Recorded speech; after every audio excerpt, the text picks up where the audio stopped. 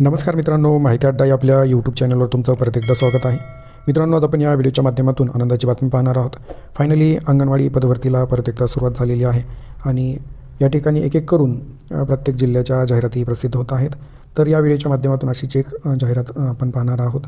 तर तुम्हाला विनंती आहे, व्हिडिओ शेवटपर्यंत बघा. आवडला तर लाईक करा, जास्तीत जास्त मित्रांसोबत शेअर करा आणि अशीच नवनवीन माहिती मिळविण्यासाठी माहिती अड्डा हे आपलं यूट्यूब चॅनल सबस्क्राईब करा. सोबतच बेल आयकॉनला प्रेस करा, म्हणजे इथून पुढे येणारे व्हिडिओचे नोटिफिकेशन सर्वात आधी तुम्हाला मिळतील.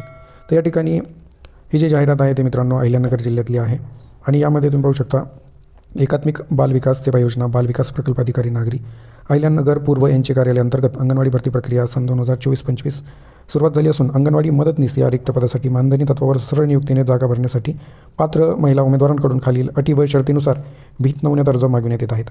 तर अटी शर्ती काय आहेत ते या ठिकाणी तुम्ही पाहू शकता. तर मदतनीस या पदासाठी अर्ज करण्यासाठी उमेदवार या ठिकाणी किमान 12वी उत्तीर्ण असणं आवश्यक आहे. दुसरी अट आहे मित्रांनो या ठिकाणी वास्तव्याची. तर उमेदवार महिला ही स्थानिक रहिवाशी असणं आवश्यक आहे आणि रहिवाशीचा दाखला म्हणून किमान रेशन कार्ड किंवा मतदान कार्ड किंवा वीज देयक किंवा दूरध्वनी देयक किंवा घरपट्टी यापैकी एक डॉक्युमेंट वास्तव्याचा पुरावा म्हणून जोडावं लागणार आहे अर्जासोबत. तर वयाची अट आहे 18 वर्ष ते 35 वर्ष. विधवा उमेदवारांसाठी कमाल वयोमर्यादा ही 40 वर्ष राहील. तर आता या ठिकाणी वयाचा पुरावा म्हणून तुम्ही एकतर शाळा सोडल्याचा दाखला किंवा 10वी उत्तीर्ण बोर्डाचे प्रमाणपत्र किंवा जन्मदाखल्याचे सत्यप्रत जोडणे आवश्यक राहील. या ठिकाणी तुमचं वय जे आहे किमान व कमाल हे 18/2/2025 रोजीच्या दिनांकास गणण्यात येईल. पुढे लहान कुटुंब प्रतिज्ञापत्र तुम्हाला द्यायचं आहे. उमेदवारास 2पेक्षा जास्त हयात अपत्य नसल्याबाबत मराठी भाषेचं उमेदवाराला ज्ञान असणं आवश्यक आहे. उमेदवार विधवा असल्यास सक्षम प्राधिकाऱ्याचे पतीचे मृत्यू प्रमाणपत्र या ठिकाणी अर्जासोबत जोडायचे आहे. उमेदवार अनाथ असल्यास संबंधित विभागीय उपआयुक्त महिला व बालविकास विभाग यांचे प्रमाणपत्र जोडावे. मागासवर्गीय उमेदवारांच्या बाबतीत सक्षम प्राधिकारी यांनी दिलेल्या जातीच्या प्रमाणपत्राची सत्यप्रतीसह या ठिकाणी त्यांना अर्ज हा करायचा आहे. आता अर्ज स्वीकारण्याचा जो कालावधी आहे मित्रांनो तो 5/2/2025 पासून 18/2/2025 पर्यंत असणार आहे. अर्ज सादर करण्याचा जो अंतिम दिनांक आहे तो 18 फेब्रुवारी 2025 असणार आहे. अर्ज स्वीकारण्याची जी वेळ आहे सकाळी 11 ते सायंकाळी 5 वाजेपर्यंत असणार आहे आणि अर्ज सादर करण्याचा पत्ता बालविकास प्रकल्पाधिकारी नागरी अहिल्यानगर पूर्व नागुल बिल्डिंग पहिला मजला डॉक्टर घोरपडे हॉस्पिटल जवळ दिल्ली गेट अहिल्यानगर. आता मित्रांनो जो काही ऑफलाईन अर्ज करायचा आहे तर अर्जासोबत जे काही कागदपत्र जोडायचे आहेत त्या ठिकाणी तुम्हाला खाली दिसत आहेत.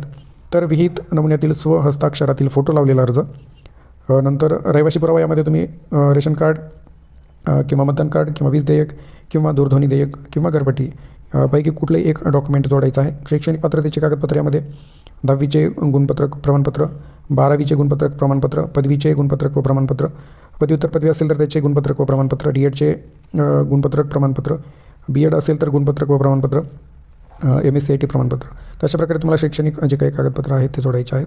वयाचा पुरावा वरती सांगितलेला आहे तुम्हाला कशाप्रकारे कुठले डॉक्युमेंट जोडायचे आहेत. तर या ठिकाणी मागास प्रवर्गातील उमेदवारांना जात प्रमाणपत्र जोडायचं आहे.